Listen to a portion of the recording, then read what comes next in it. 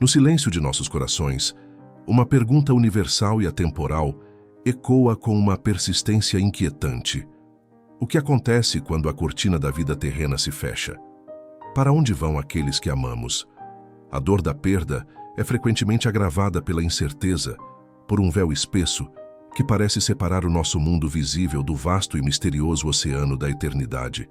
Frequentemente, nosso pensamento sobre o pós-vida se limita a uma dualidade simplista, o céu ou o inferno.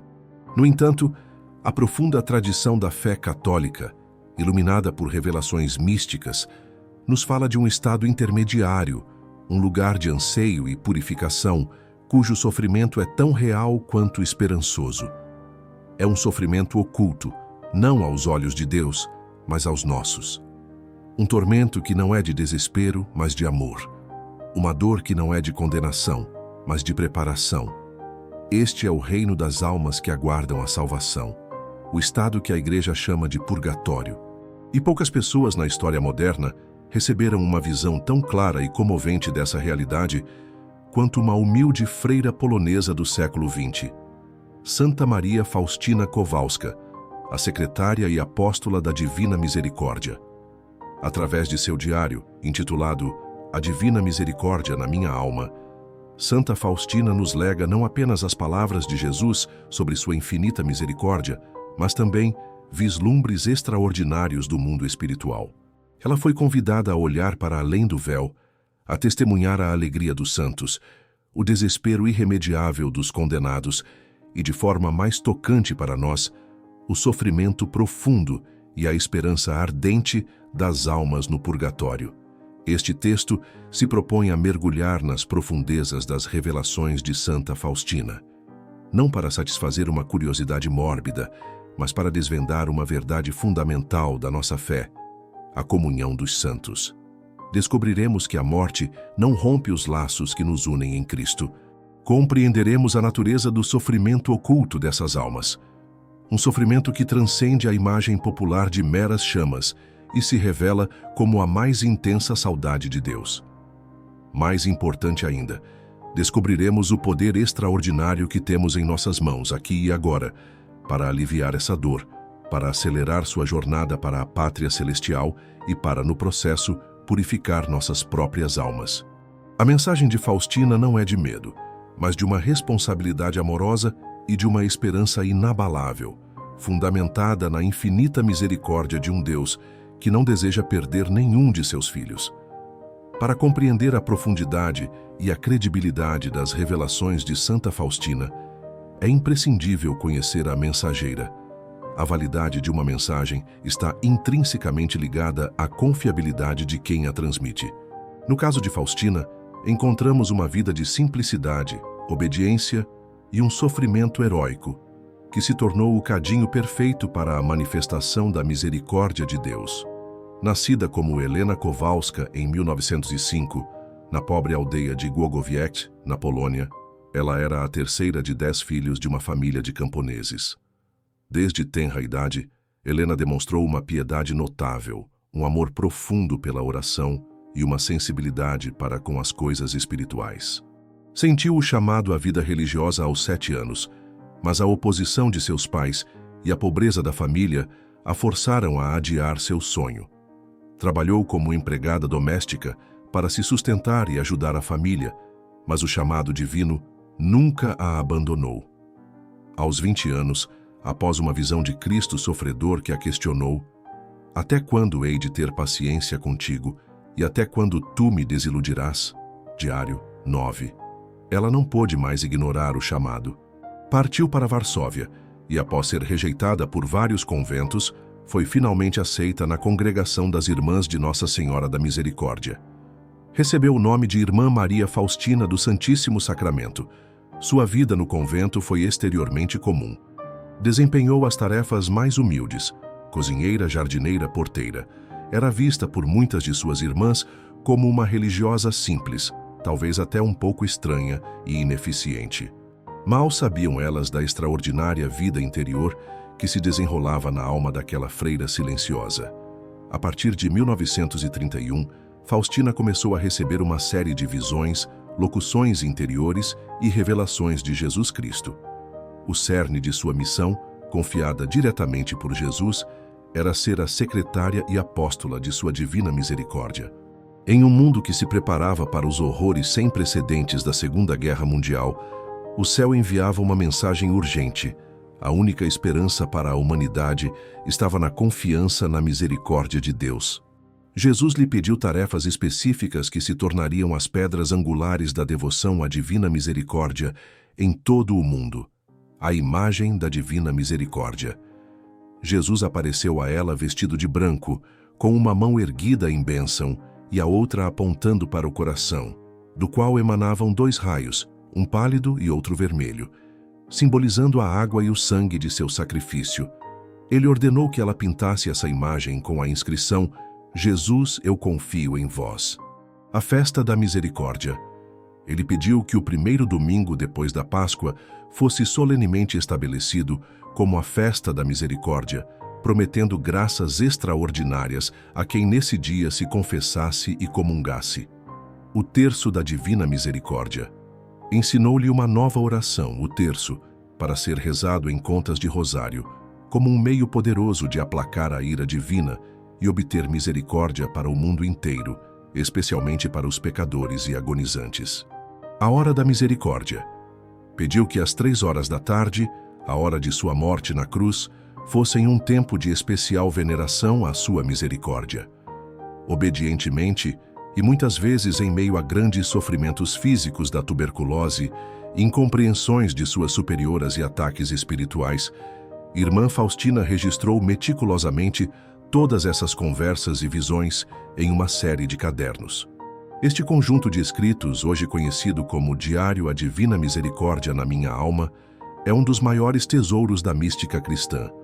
Sua veracidade e importância foram finalmente reconhecidas pela Igreja, em grande parte graças aos esforços de um jovem bispo polonês, Karol Wojtyła, que mais tarde, como Papa São João Paulo II, canonizaria Faustina no ano 2000 e instituiria a Festa da Misericórdia para toda a Igreja. É dentro deste contexto de uma missão divina e de uma santidade comprovada que devemos abordar as visões de Santa Faustina sobre o purgatório. Elas não são fruto de sua imaginação, mas parte integrante da mensagem de misericórdia que ela foi encarregada de transmitir. Elas nos mostram que a misericórdia de Deus se estende para além do túmulo, alcançando aquelas almas que, embora salvas, anseiam pela purificação final para poderem, enfim, contemplar a face de Deus. A missão de Santa Faustina não se limitou a proclamar a misericórdia para os vivos, estendeu-se à compreensão do destino das almas após a morte. Jesus permitiu que ela visse, de forma vívida e muitas vezes angustiante, as realidades eternas, para que ela pudesse testemunhar a importância de vivermos uma vida em união com Deus e a urgência de rezarmos por aqueles que já partiram. Suas visões confirmaram a doutrina tradicional da Igreja sobre os 3 estados finais das almas: céu, inferno e purgatório. Sobre o inferno, ela escreveu com tremor, descrevendo-o não como um lugar onde Deus envia as almas, mas como um estado de tormento escolhido pela própria alma que rejeita a Deus até o fim. O que escrevo é uma pálida sombra das coisas que vi, disse ela, enfatizando que a maior dor do inferno é a perda definitiva de Deus. Diário 741. Sobre o céu, ela descreveu uma beleza e uma felicidade indescritíveis. Uma imersão completa no oceano de amor que é a Santíssima Trindade, confirmando que nem olho viu, nem ouvido ouviu, o que Deus preparou para aqueles que o amam. 1 Cor 2:9. No entanto, foi a sua visão do purgatório que revelou a natureza do sofrimento oculto de uma forma particularmente profunda e relevante para nós, a Igreja militante. A visão do purgatório. Certa noite, seu anjo da guarda a conduziu a um lugar que ela descreve assim: vi o meu anjo da guarda, que me mandou acompanhá-lo.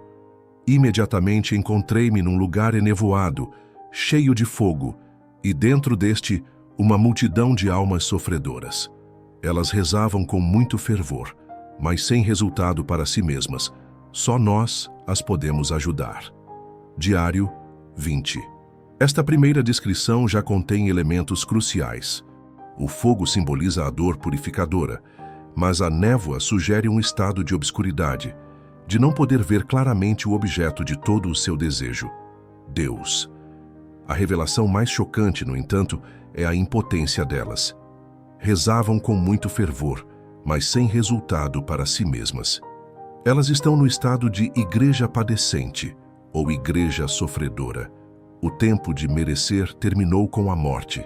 Agora, sua libertação e alívio dependem inteiramente da caridade daqueles que ainda estão na jornada terrena. A natureza do sofrimento oculto. A genialidade das revelações de Faustina reside em sua capacidade de ir além das imagens físicas para tocar na essência espiritual do sofrimento do purgatório. O sofrimento não é primariamente uma punição retributiva de um Deus zangado, mas a consequência intrínseca do amor e da santidade. A dor primária, a saudade ardente de Deus. Este é, sem dúvida, o maior tormento das almas no purgatório. Faustina perguntou às almas qual era o seu maior sofrimento, e a resposta foi unânime: a saudade de Deus. Diário 20. Devemos tentar compreender a magnitude dessa dor. No momento do juízo particular, a alma vê a si mesma e a Deus com uma clareza ofuscante. Pela primeira vez ela compreende a beleza, a bondade, o amor e a majestade infinita de Deus. Ela é atraída para Ele com uma força irresistível, com todo o seu ser. No entanto, ela também vê com a mesma clareza suas próprias imperfeições, as manchas do pecado, os apegos desordenados, a falta de amor que a tornam incapaz de entrar na presença perfeitamente santa de Deus. É um sofrimento de amor. Imagine amar alguém com uma intensidade que consome cada fibra do seu ser e estar separado dessa pessoa, sabendo que a separação é por sua própria culpa. Agora, multiplique isso por uma dimensão infinita. O fogo do purgatório é, acima de tudo, o fogo de um amor que anseia pela união, mas é retido pela necessidade de purificação. É a dor de estar à porta do céu, de ouvir a música do banquete, de sentir o calor do amor de Deus, mas não poder entrar. Essa saudade é uma agonia que supera qualquer sofrimento terreno. A dor da consciência e do arrependimento. A luz de Deus revela não apenas a sua glória, mas também a nossa miséria. No purgatório, as almas veem suas vidas passadas em uma revisão completa e dolorosa. Elas compreendem com uma precisão excruciante cada oportunidade perdida de amar, cada ato de egoísmo, cada palavra ociosa ou maldosa, cada omissão. Elas veem o impacto de seus pecados na vida dos outros e na glória de Deus. Este não é um remorso desesperado como no inferno, mas um arrependimento santo e purificador. É a dor de ter ofendido um Deus tão bom. Faustina teve visões de almas sofrendo por tipos específicos de pecados. A tibieza e a falta de zelo na vida religiosa, a sensualidade e a impureza, a maledicência e a calúnia. Uma irmã falecida apareceu-lhe em grande sofrimento e confessou que sua purificação era devida à sua falta de silêncio e curiosidade. Essas revelações nos ensinam que nenhum pecado, por menor que pareça aos nossos olhos, é insignificante aos olhos de Deus. Tudo o que não é amor puro deve ser purificado. A dor da impotência. Como mencionado, um dos aspectos mais ocultos do sofrimento delas é a total incapacidade de se ajudarem. Sua purificação é passiva. Elas devem suportar o processo, mas não podem acelerá-lo por seus próprios méritos. Estão completamente à mercê da misericórdia de Deus, que se manifesta através da caridade da Igreja na terra e da intercessão dos santos no céu. Elas são as pobres almas, os verdadeiros mendigos espirituais que dependem inteiramente de nossa generosidade. Esta dependência, para uma alma que agora compreende perfeitamente a urgência de estar com Deus, é em si uma forma de sofrimento profundo. Elas nos veem, sabem de nossa capacidade de ajudá-las e clamam por nossas orações, como um náufrago que vê um navio passar ao longe. A visão de Faustina, portanto, transforma nossa compreensão do purgatório. Deixa de ser apenas um lugar de castigo para se tornar um processo de santificação, uma escola de amor, onde as almas são curadas e embelezadas para o encontro final com o esposo divino. É um lugar de grande sofrimento, sim, mas também de paz e certeza inabaláveis, pois cada alma no purgatório sabe, com absoluta certeza, que seu destino final é o céu. Elas são as noivas que preparam seu vestido para as bodas, lavando-o nas chamas do amor purificador. Se a história terminasse com a descrição do sofrimento das almas, seria uma revelação triste e impotente. Mas a beleza da doutrina católica, iluminada por Santa Faustina, é que a história não termina aí. A revelação de seu sofrimento é, na verdade, um chamado urgente à ação, fundamentado em um dos dogmas mais consoladores e poderosos da nossa fé, a comunhão dos santos. Esta doutrina nos ensina que a Igreja não é apenas a soma de seus membros na Terra. Ela é um corpo único e místico, o corpo de Cristo que existe em 3 estados: a Igreja triunfante, os santos no céu, que já alcançaram a glória, a Igreja padecente ou sofredora, as almas no purgatório, em processo de purificação, a Igreja militante, nós os fiéis na terra ainda em combate espiritual. A morte não quebra os laços de caridade que nos unem, pelo contrário, estamos todos interligados. Os santos no céu rezam por nós e pelas almas do purgatório. Nós na terra podemos rezar uns pelos outros e crucialmente pelas almas do purgatório.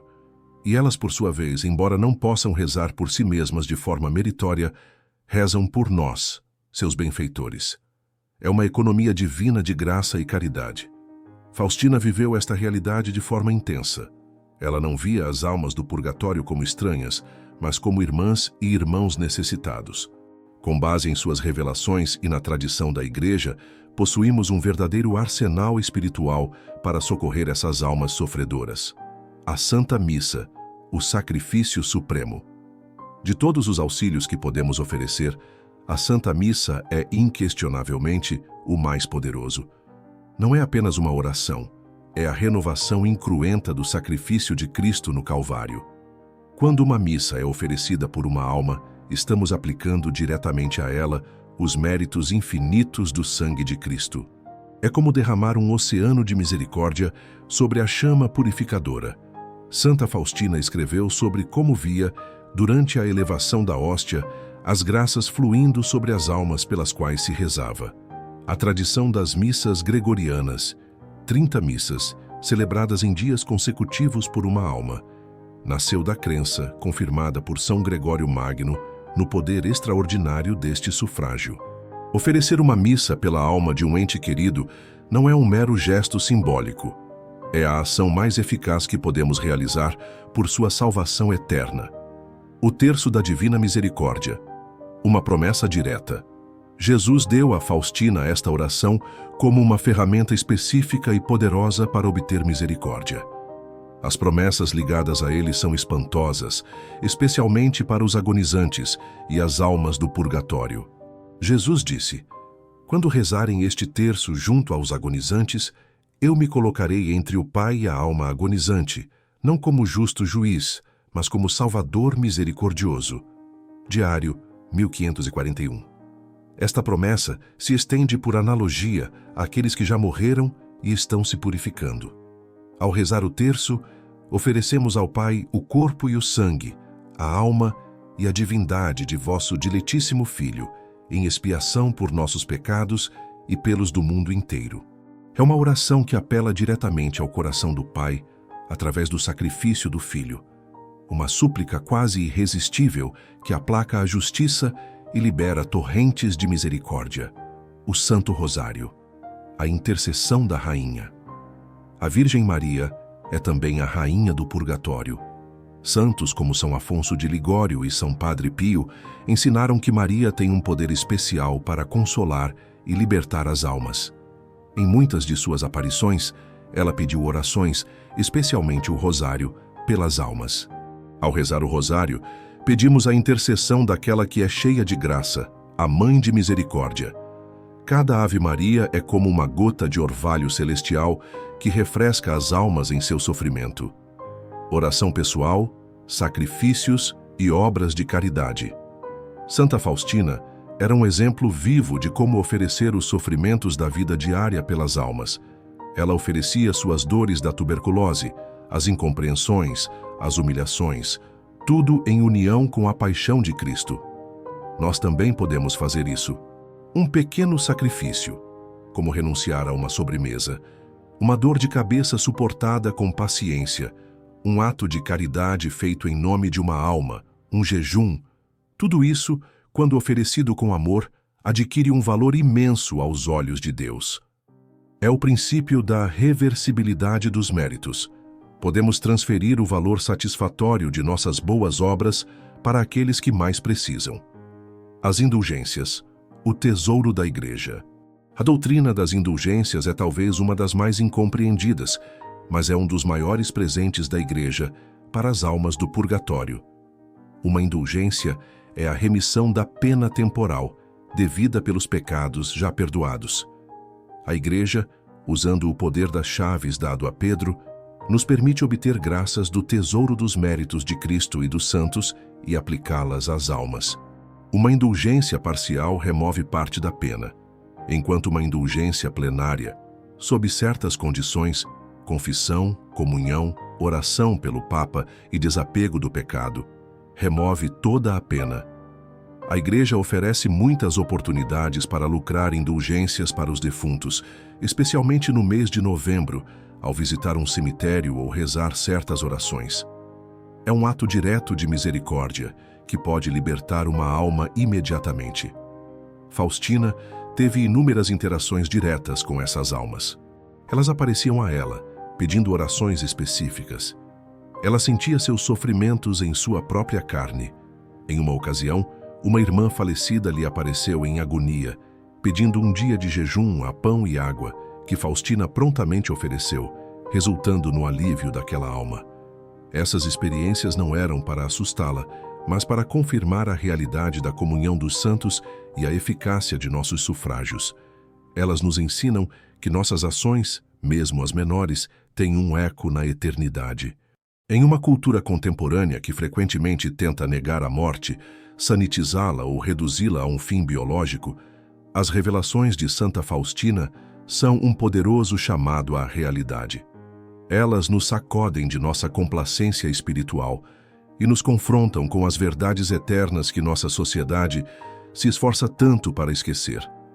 Compreender o sofrimento oculto das almas e nosso poder para aliviá-lo tem implicações profundas e transformadoras para nossa vida espiritual. Um antídoto para a indiferença espiritual. A crença no purgatório e na eficácia da oração pelos mortos nos impede de cair na apatia. A morte deixa de ser um adeus final para se tornar um até logo, mas um até logo que exige nossa contínua caridade e responsabilidade. Isso nos lembra que a vida é séria e que nossas escolhas têm consequências eternas, não apenas para nós, mas para os outros. Rezar pelos mortos é um ato de fé na vida eterna, na justiça de Deus e, acima de tudo, em sua infinita misericórdia. A prática suprema da caridade. A oração pelos mortos é um dos atos de caridade mais puros e altruístas que podemos realizar. Estamos ajudando aqueles que não podem nos retribuir nesta vida. Eles são os verdadeiramente pobres e necessitados.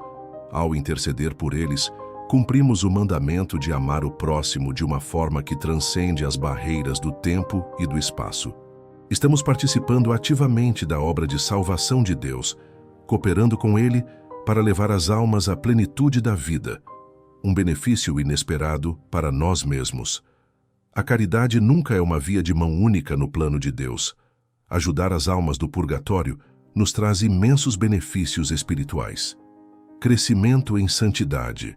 Ao fazer sacrifícios e orações por outros, quebramos as correntes do nosso próprio egoísmo. O foco se desloca de nossas necessidades e desejos para as necessidades dos outros. Isso nos purifica, nos torna mais generosos, mais compassivos e mais unidos a Cristo. Intercessores poderosos no céu. As almas que ajudamos a libertar do purgatório não se esquecem de seus benfeitores. Ao entrarem na glória do céu, tornam-se nossos amigos mais fiéis e nossos intercessores mais poderosos diante do trono de Deus. Eles retribuem nossa caridade terrena com uma chuva de graças celestiais sobre nós e nossas famílias. É um investimento espiritual com retornos eternos. Santa Faustina escreveu: muitas vezes sinto a presença da alma que depois da morte reza por mim. Diário 1244, confirmando esta grata reciprocidade. Uma perspectiva correta sobre a vida e a morte. Meditar sobre as realidades do purgatório nos dá uma perspectiva sóbria e saudável sobre nossa própria vida. Isso nos motiva a lutar contra o pecado, a buscar a confissão regularmente, a perdoar rapidamente e a viver cada dia com o olhar fixo na eternidade. Isso nos ensina a nos desapegarmos das coisas deste mundo e a valorizarmos o que realmente importa, o amor a Deus e ao próximo. Viver com a consciência do purgatório é um caminho seguro para evitá-lo ou, pelo menos, diminuir nosso tempo nele. Uma fonte de imensa consolação. Para aqueles que choram a perda de um ente querido, esta doutrina é um bálsamo de esperança. A dor da separação é real, mas não precisa ser uma dor de desespero. Saber que podemos continuar a ajudar, a amar ativamente e a participar da jornada de purificação de nossos entes queridos transforma o luto.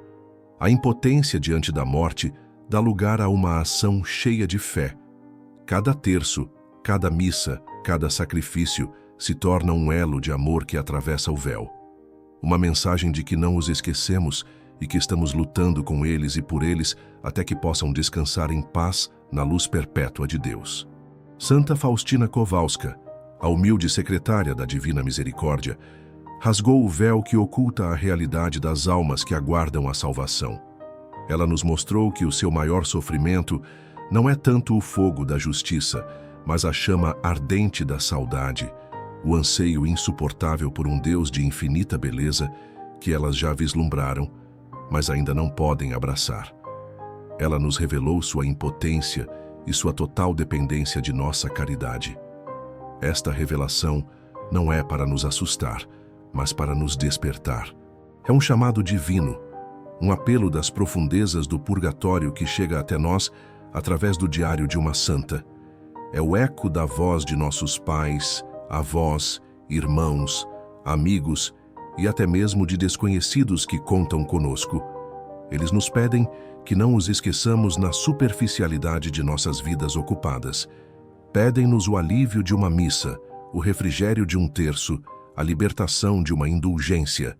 A mensagem de Faustina é, em última análise, uma mensagem de esperança radical. Mostra-nos que o poder do amor é mais forte que a morte. Mostra-nos que, em Cristo, formamos uma única família, uma comunhão inquebrável.